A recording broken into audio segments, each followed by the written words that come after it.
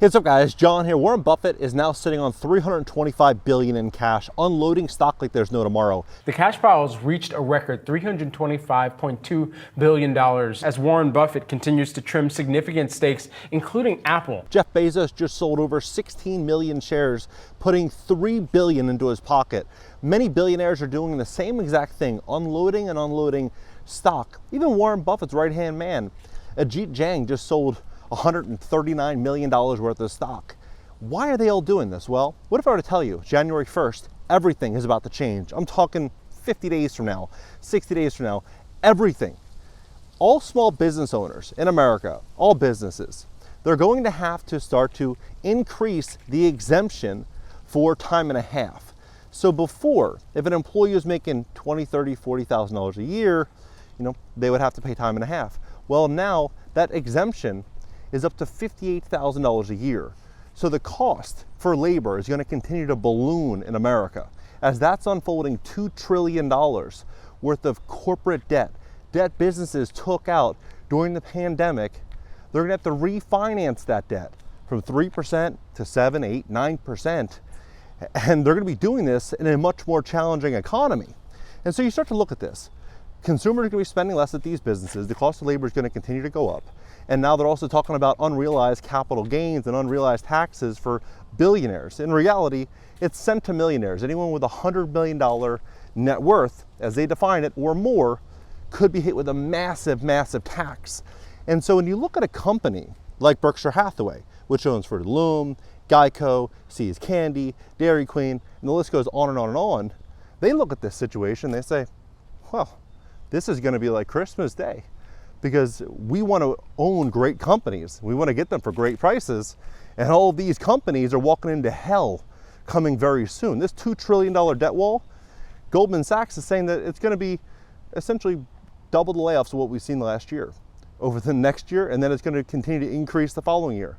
Because it's 18 to 24 months they have to refinance this $2 trillion debt load, which they're probably not going to be able to. A lot of them are probably going to be going out of business. And so a company like Berkshire, a company like Amazon, sees this and say, look, we can buy out some great companies for pennies on the dollar.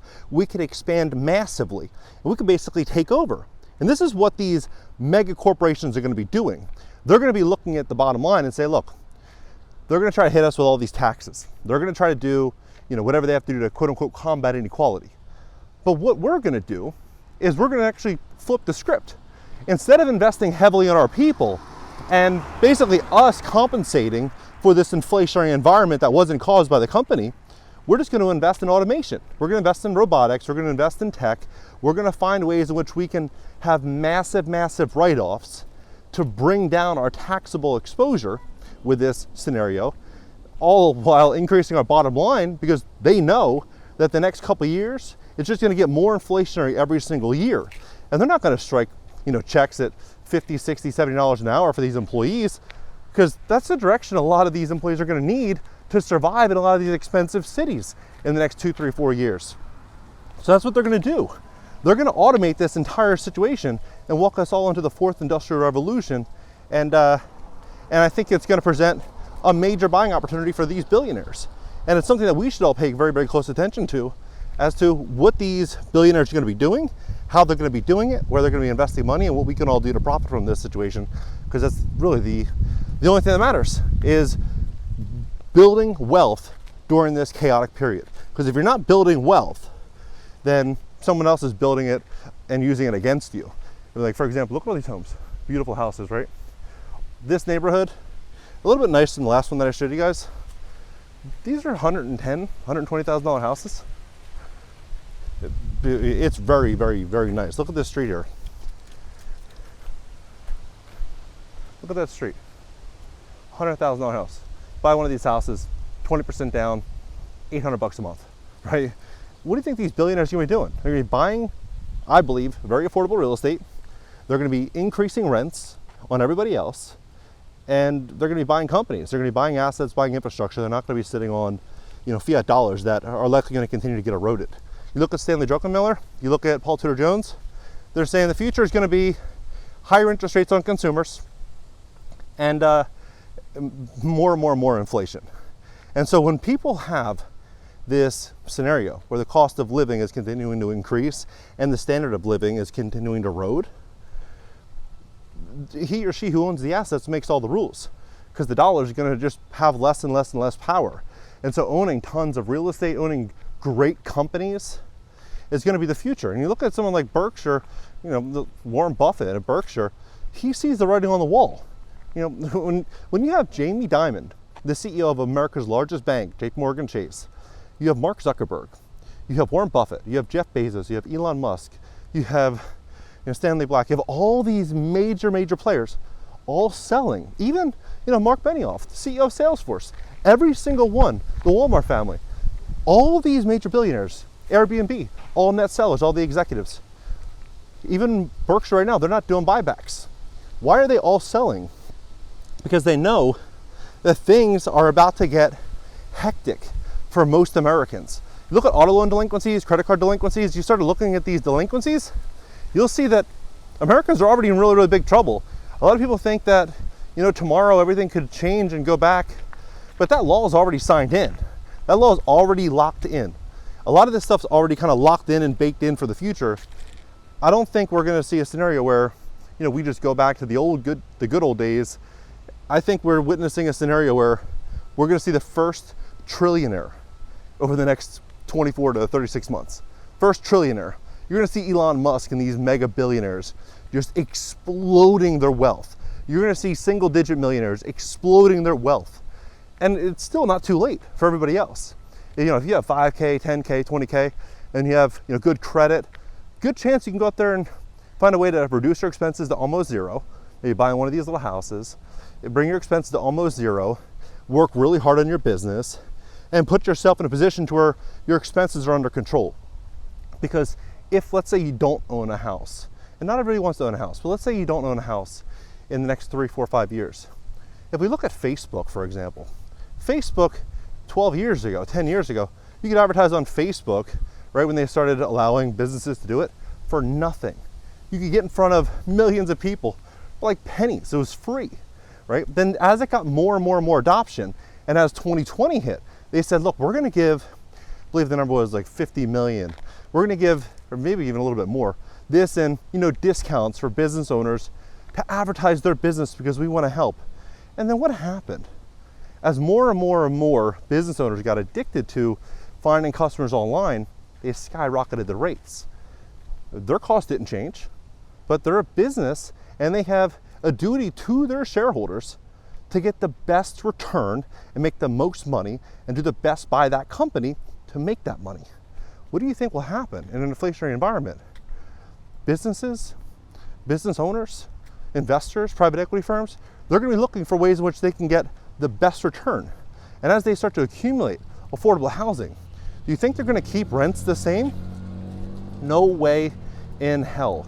A lot of these homes, some of these people are renting these homes for like $800 a month. Where in America can you rent a house like this for $800, $900 a month?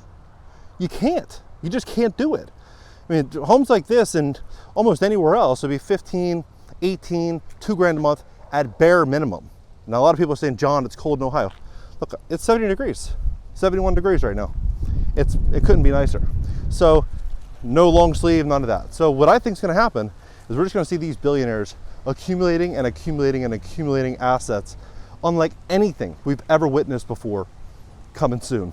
And so all of us need to really pay attention to what the Warren Buffetts of the world are doing. It's no coincidence that he's unloading Bank of America and Apple stock. Do you think he's under the impression that people are going to be rushing out there to buy the new iPhone next year? And they're not going to be spending $1,500, $1,600, $1,700 on an iPhone when they go through a drive-through with their kid and it's $35 for two people to eat McDonald's. They're not going to be doing that. So this is what I believe the future is going to be.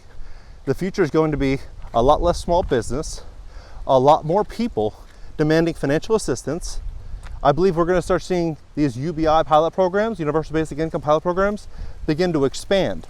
Now, they were already expanding in 2021, but every single month, more and more cities and municipalities are bringing forward subsidies, finding ways in which they're going to be able to help American people. if 46% of all American, you're talking over 60 million employees work for small business, if a good chunk of those people lose their job, you're going to just see a big shift in demand for subsidies. And so there's a really big shift in this, and a lot of these cities are in trouble already. What are they going to do? They're going to have to continue to increase taxes. So owning real assets, owning good businesses, putting yourself in a position to where you can have write-offs is going to be important. I think this is what these billionaires are doing. They're going to automate their entire product line. They're going to automate everything. I think we're going to see Warren Buffett and a lot of the Berkshire companies lay off tens, if not hundreds of thousands of people over the next 2, 3, 4 years and automate a lot. And they're going to end up buying back a lot of this stock during the crisis that's probably going to be unfolding. People start getting scared. People start losing their jobs. What do they end up doing? They end up selling stock out of fear, because that stock, that was their nest egg, and they can't risk losing it. And so when they start seeing the price go down, they start seeing on the media, on television, that the world's burning and everybody's losing their jobs, they start selling. They sell at the wrong time. That's why the people with real wealth, they end up buying when there's blood in the streets. And the saying is true. The sheep get slaughtered, right? The sheep will follow each other right to the edge of the cliff. I believe this is what we're walking into, a major, major shift in the US economy. And I think tomorrow is going to be a really, really, really big day for America to see kind of what happens in the stock market on Wednesday, to see kind of what unfolds. It's something big on the horizon. Let's have a conversation about this below. And if you'd like to fix your credit to position yourself, what I believe is going to be a massive, massive wealth building opportunity in this country, we'd love to help you. My company, GreatCreditFast.com. That's GreatCreditFast.com. If you have late payments, medical bills, charge-offs, foreclosures, bankruptcies, repossessions, any negative or derogatory items in your credit report, go to GreatCreditFast.com. I mean, look at what's going to happen though. If we see defaults continuing to just soar, just skyrocket, and banks start seeing this, they start seeing more and more and more businesses going under, what are banks going to do?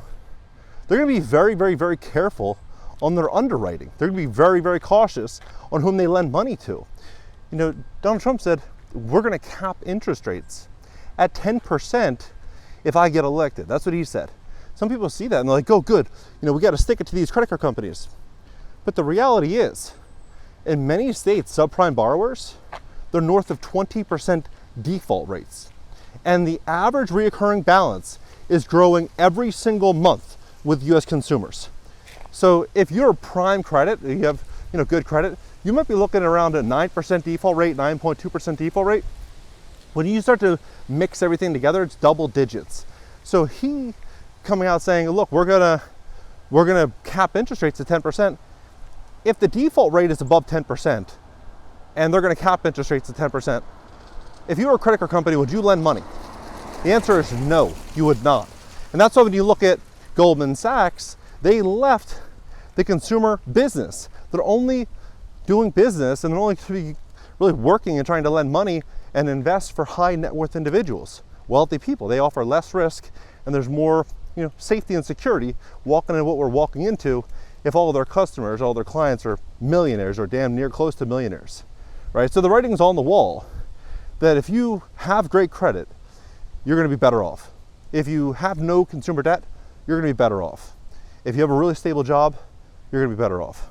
If you own a business that's producing income far above expenses, you're going to be able to pivot and move through the chaos a little bit better. So it's not too late. I think there's still a lot of opportunity, and I think the next couple of years are going to be paramount to building wealth. If you make the right moves the next couple of years, you'll be set up for life. What do you think about this situation? Let's have a conversation below. If you'd like to fix your credit, we'd love to help you. You can click the link in the description to schedule a call for tomorrow. Catch you next video.